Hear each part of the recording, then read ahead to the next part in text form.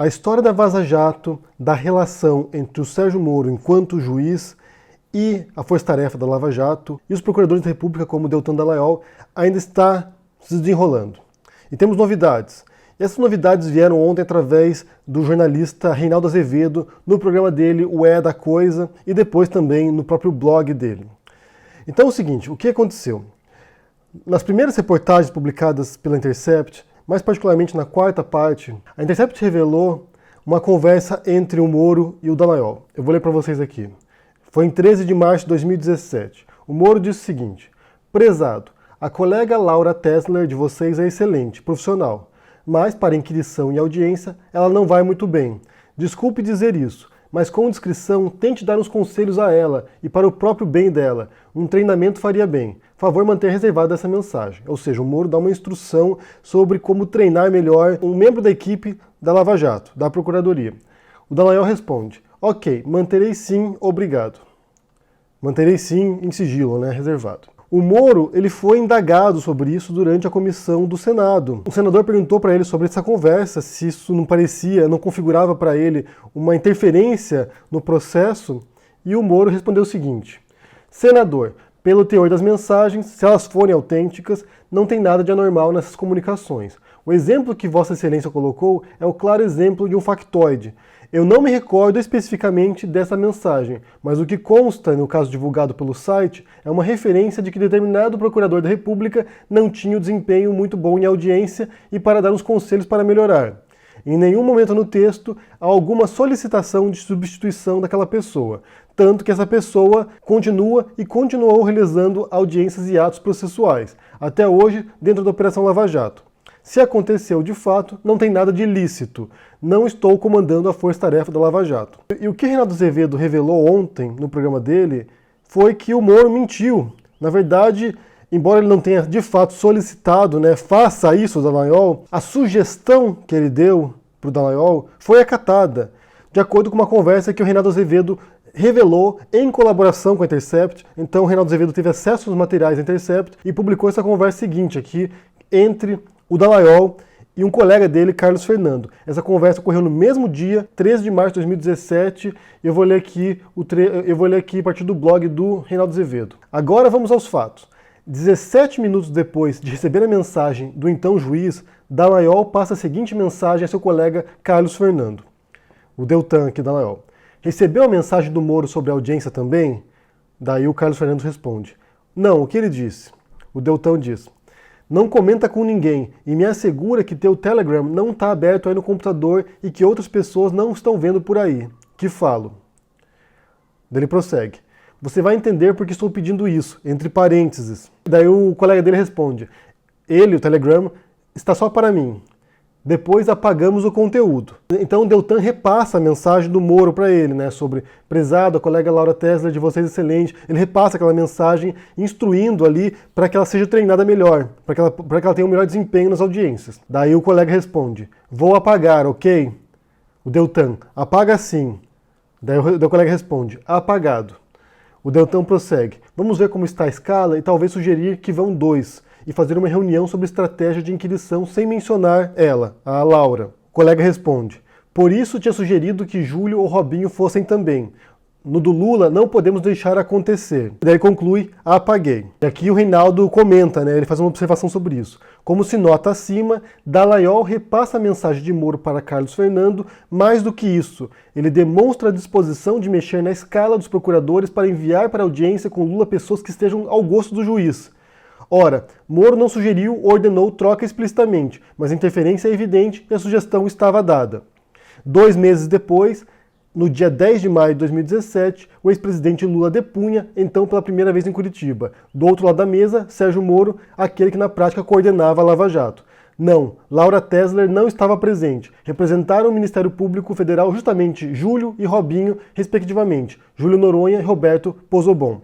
Ou seja, nessa conversa que você vê aqui, tanto a primeira conversa entre o Moro e o Dallagnol, quanto na segunda entre o Dallagnol e o colega dele, o Carlos Fernando, se você vê que o Moro dá uma sugestão, entre aspas aqui, dá uma instrução para o Dallagnol, que ele acata, repassa para os seus colegas e alteram a configuração ali de quem vai participar da audiência com o Lula.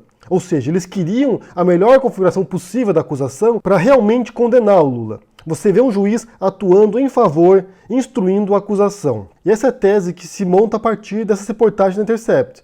Que o Moro nunca foi imparcial, que nunca atuou como um juiz de fato, eticamente. Que ele já tinha uma decisão prévia, que era prender e incriminar o Lula e possivelmente vários outros da Lava Jato, e que ele atuou desse modo em conjunto, em conluio com a Lava Jato. Que ele coordenou as operações da Lava Jato, que ele não era apenas um juiz recebendo informações e julgando a partir disso. E ainda lendo o artigo do Reinaldo Azevedo, ele diz o seguinte: a fala do Sérgio Moro reúne um conjunto de absurdos. Note-se que ao mesmo tempo em que põe em dúvida a veracidade dos diálogos, diz não haver neles nada demais, assim, fraudar o Código de Ética da Magistratura e o inciso 4º do artigo 254 do Código de Processo Penal. Trata-se de um dos momentos em que o juiz interfere no andamento da Lava Jato e na rotina interna do próprio Ministério Público Federal, e como se nota, os procuradores atuam segundo o seu gosto. Laura Tesler não foi expulsa da Lava Jato, mas não participou da audiência com o Lula. Afinal, como escreveu Carlos Fernando, no do Lula não podemos deixar acontecer. Então você vê aqui, de maneira explicitada, um ato irregular, ilegal, não é apenas antiético, mas é ilegal. Ele disse que não tinha nada de errado, que ele não tinha orientado a Lava Jato. Aqui, olha, em nenhum momento no texto há alguma solicitação de substituição daquela pessoa. Ele pode não ter pedido literalmente isso, mas a comunicação dele com o Dallagnol leva a uma substituição. Então ele interferiu no processo de fato, realmente, e ele mente lá no Senado. Então esse é o primeiro ponto do vídeo de hoje. Você tem o Moro instruindo a Lava Jato e mentindo quando interrogado sobre isso na comissão do Senado. E outro ponto que eu quero abordar hoje também tem a ver com uma reportagem que saiu ontem e que será a capa da revista Isto É, falando sobre a questão dos hackers que teriam supostamente roubado esses dados repassados para a Intercept. Na verdade, quando você lê a reportagem aqui disponível, vou deixar o link para vocês aqui, a Isto É comprou, vou botar entre aspas aqui porque a gente vai entender melhor isso, comprou a história do pavão misterioso. Como vocês lembram, alguns dias atrás, uma conta anônima no Twitter começou a divulgar umas informações ali, elaborando ou explicitando um suposto ataque de hackers contra o Moro, contra os procuradores da República, e esses dados foram repassados para a Intercept. Na verdade, o que o Pavão Misterioso diz é que a Intercept pagou um hacker para fazer isso. Na verdade, ele faz uma ilação, né? Ele atribui um crime à Intercept como se eles fossem responsáveis por isso. E a reportagem da Isto É vai nessas linhas. Diz que é a principal linha de investigação da Polícia Federal, que foi um ataque hacker que roubou esses dados, repassou para a Intercept e reproduz de maneira muito parecida a tese do pavão misterioso. Então aqui você tem mais uma vez o desvio do foco. Você tem lá a denúncia de irregularidades, de ilegalidade de ações do Sérgio Moro enquanto juiz, e eles tiram o foco disso e jogam para como foram obtidas as informações. Tem uma thread muito boa aqui do Xadrez Verbal falando sobre isso, falando sobre uma série de incorreções e imprecisões dessa reportagem da Isto É.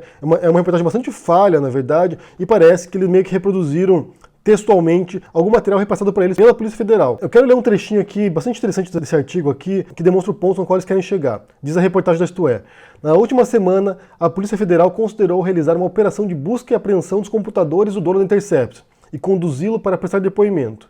Aqui você tem um erro já, que aqui o dono do Intercept eles atribuem ao Glenn Greenwald. E o Glenn Greenwald não é o dono do Intercept, ele é o editor da Intercept. E conduzi-lo para prestar depoimento. Mas fontes ligadas ao Ministério entenderam que esse fato poderia transformar o jornalista em Marte e o governo ainda corria o risco de ser acusado de cercear a liberdade de imprensa. Então você vê aqui que houve realmente um interesse de criminalizar o Intercept. De, em vez de alguém que relata uma notícia, que reporta algo que receberam, que eles são responsáveis por isso. Que eles estão diretamente envolvidos com esse suposto hacker que teria roubado esses dados. E aqui fica claro o objetivo dessa narrativa do hacker, de você tirar o foco da notícia mesmo, daquilo que é importante isso aqui, e jogar para criminalizar a imprensa. A imprensa agora está fazendo uma reportagem que é uma ameaça à segurança nacional, que quer desestabilizar o país, que quer acabar com a Lava Jato. A Intercept tinha se adiantado a isso. Logo quando eles publicaram os primeiros artigos, eles lançaram um artigo falando sobre isso aqui, olha. Como e por que o Intercept está publicando chats privados sobre a Lava Jato e Sérgio Moro. E eles falam aqui, olha, no trecho: o único papel do Intercept Brasil na obtenção desse material foi seu recebimento por meio de nossa fonte, que nos contactou há várias semanas, bem antes da notícia da invasão do celular do ministro Moro, divulgado nessa semana, na qual o ministro informou que não houve captação de conteúdo. E nos informou de que já havia obtido todas as informações e estava ansiosa para repassá-las aos jornalistas. Ou seja, aqui, nessa primeira série de artigos, a Intercept já explica como recebeu esse material. Se a gente considerar que estão falando a verdade, se a gente considerar que eles estão sendo honestos, diz o seguinte aqui, olha: o único papel do Intercept foi seu recebimento por meio da nossa fonte. Então eles dizem aqui claramente que eles não têm vínculos na solicitação do material, eles não têm vínculos com supostos hackers, contratar hackers para obter esse material. Eles receberam e publicaram. Eles falam isso numa reportagem. E depois, quando começou a surgir essa história dos hackers aqui, dos supostos hackers, eles lançaram um outro artigo da autoria do Demore que diz o seguinte: a quem interessa a narrativa dos hackers criminosos na Vaza Jato? E aqui tem um trecho que eu vou citar para vocês aqui. Mas existe uma força disposta a mudar essa narrativa. A grande preocupação dos envolvidos agora, com a ajuda da Rede Globo, já que não podem negar seus malfeitos, é com o hacker. E também nunca vimos tantos jornalistas interessados mais em descobrir a fonte da informação do que com a informação em si. Nós jamais falamos em hacker. Nós não falamos sobre nossa fonte. Nunca. E depois eles prosseguem. A ideia é tentar nos colar a algum tipo de crime, que não cometemos e que a Constituição do país nos protege. Moro disse que somos aliados de criminosos, em um ato de desespero. Isso não tem qualquer potencial para nos intimidar. Estamos apenas no começo. Então agora o que eles querem fazer, realmente, como eu disse, e repeti algumas vezes já, é tirar o foco do escândalo envolvendo o Moro e colar a pecha de criminosos nos jornalistas, na imprensa, em quem está cobrindo esses eventos. Então eles vão ter que colar agora peste de criminosos na Intercept, mas também no Reinaldo Azevedo, que, como vocês sabem, é um jornalista de viés de direita, muito crítico do PT, muito crítico do governo do Lula, um dos responsáveis, sejamos sinceros aqui, pela onda antipetista no Brasil, e que também foi um grande crítico da Lava Jato, dos desmandos da Lava Jato. Então ele é alguém que, embora esteja na direita, tem a capacidade de crítica racional e reflexiva de avaliar os erros e acertos dos dois lados. Estão falando aí em criminalizar a imprensa, de tentar cercear a imprensa, e é realmente o que estão querendo criar agora. É uma narrativa, uma história que põe a culpa na imprensa e retira e exime a culpa do Sérgio Moro.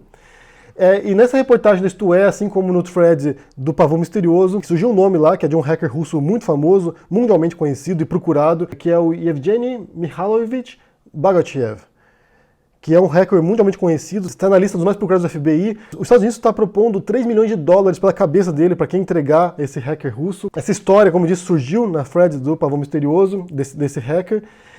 Eu vou colocar para vocês aqui vários links sobre quem é esse personagem, o que ele já fez e que tipo de crimes virtuais ele comete. Mas o fato, gente, é que ele está envolvido, sabe, em esquemas de crimes virtuais que envolvem centenas de milhões de dólares. Num dos casos, ele causou um prejuízo de $100 milhões ao mercado financeiro. Então, assim, é alguém que trabalha com valores astronômicos. Segundo a tese do Pavão Misterioso, da Polícia Federal e da Isto É, ele teria sido pago um pouco mais de $300 mil para fazer esse crime aí, envolvendo ministro da Justiça no Brasil, envolvendo procuradores da República. Você realmente acha que um hacker dessa dimensão, que só para prender o cara estão pagando $3 milhões, o cara vai sujeitar a fazer um crime dessa natureza, envolvendo questões de segurança nacional, por meros $300 mil? Pra esse cara aí é fichinha, gente. Pra esse cara aí é troco. Esse tipo de hacker aí, o cara não deve sair da cama por menos de $2 milhões. Porque se a gente aceitar como verdadeira essa história dos hackers russos aí, é algo muito grande. Não é um mero hacker de fundo de quintal que vai lá e rouba cartão de crédito de uma pessoa. Aqui está falando de alguma coisa que envolve a segurança nacional de um país. Então, acho muito improvável que esse Bogachev esteja envolvido nesse caso, se ele estiver envolvido nesse caso, que não teria sido pago tão pouco assim para fazer isso. Mas como vocês viram ali, a Intercept negou isso, disse que não tem nenhuma relação com isso, que eles receberam esses dados antes dessas conversas de hacker aparecerem, que a única coisa que eles fizeram foi receber esse material, analisar o material e publicar.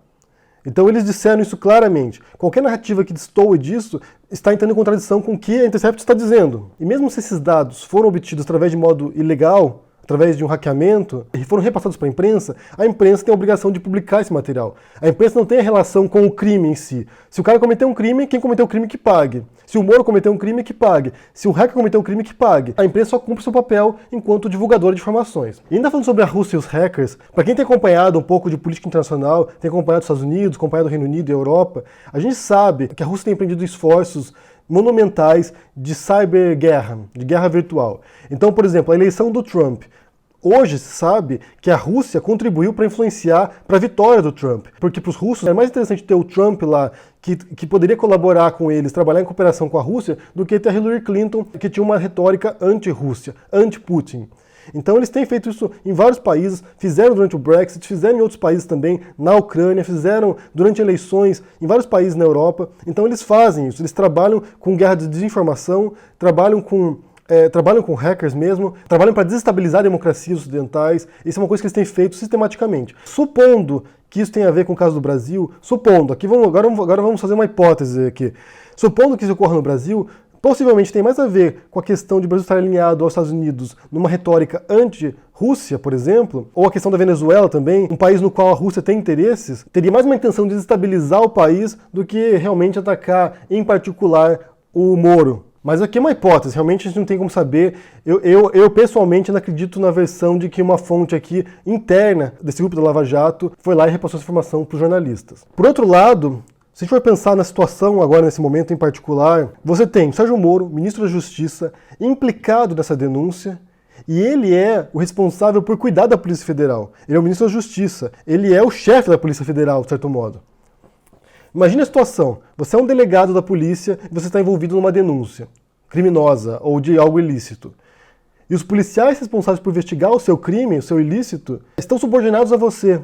Você realmente imagina que esses policiais, que são seus funcionários, são seus subalternos, terão algum tipo de isenção para investigar um crime seu, delegado? Então nessa situação aqui você tem o Sérgio Moro coordenando ações da Polícia Federal para inocentá-lo, para provar que ele é inocente. Nessa situação aqui, o mínimo que você espera do governo federal é que retire o Sérgio Moro, que afaste o Sérgio Moro, para que a gente possa ter o mínimo de esperança que a Polícia Federal vai agir de maneira isenta realmente e procurar de fato quem são os responsáveis por esse vazamento, se for o caso, se foram hackers. A gente não pode supor e acreditar que a Polícia Federal, sob o comando do Sérgio Moro, vai agir de maneira totalmente isenta nesse caso. Como diz a metáfora, é como você pôr a raposa cuidando dos ovos. O Moro tem nas mãos agora todo o aparato da Polícia Federal a favor dele. Do mesmo modo que ele não legislou enquanto juiz de maneira isenta, tomando partido pela acusação, agora ele tem a máquina da Polícia Federal a favor dele. Então, você realmente acha que o Moro vai agir de maneira isenta nesse momento agora que ele está sob os holofotes? Então, para recapitular aqui o que a gente falou nesse vídeo, primeiro, o Reinaldo Azevedo ontem, no programa dele, lançou novas informações sobre esse caso, revelando mais a natureza da relação entre o Moro e o Dallagnol, mostrando como decisões do Moro, como falas do Moro influenciaram no percurso da Lava Jato. E segundo ponto é agora que essa história do pavão misterioso aí se projeta agora para a revista Isto É. Isso dá a entender que, de algum modo, ou a Polícia Federal vazou essa informação para os influenciadores que fizeram essa página, esse perfil do pavão misterioso. E outra coisa também que sinaliza é a tentativa de criminalizar os repórteres agora, os jornalistas, de criminalizar a imprensa. Então agora o foco passa a ser não o Moro, não os crimes do Moro, não aquilo que ele fez de errado, mas sim um suposto hacker, um suposto grupo de hackers, incluindo um dos mais procurados do mundo, alguém que participa de escândalos de hackeamento de milhões de dólares, centenas de milhões de dólares, mais do que milhões de dólares, centenas de milhões de dólares, que teria feito agora isso por meros 300 mil dólares. Então, assim, me parece implausível essa história, mas a gente tem que esperar agora as investigações, esperar o que vai acontecer, esperar os desdobramentos disso, mais informações da Intercept também. E como eu disse, o Moro tem que ser afastado. Não é aceitável que ele seja o chefe da Polícia Federal, que encabeça agora o Ministério da Justiça, e esteja atuando em defesa própria. Eu vou deixar para vocês aqui vários links no comentário fixado, vários links aqui envolvendo o Reinaldo Azevedo, a questão do hacker, quem é esse Bagachev. Eu quero saber o que vocês pensam. Deixa seu comentário aqui embaixo, deixa o joinha, assina o canal, ajude no apoio e a gente se vê por aí. Abraço e até mais. Tchau!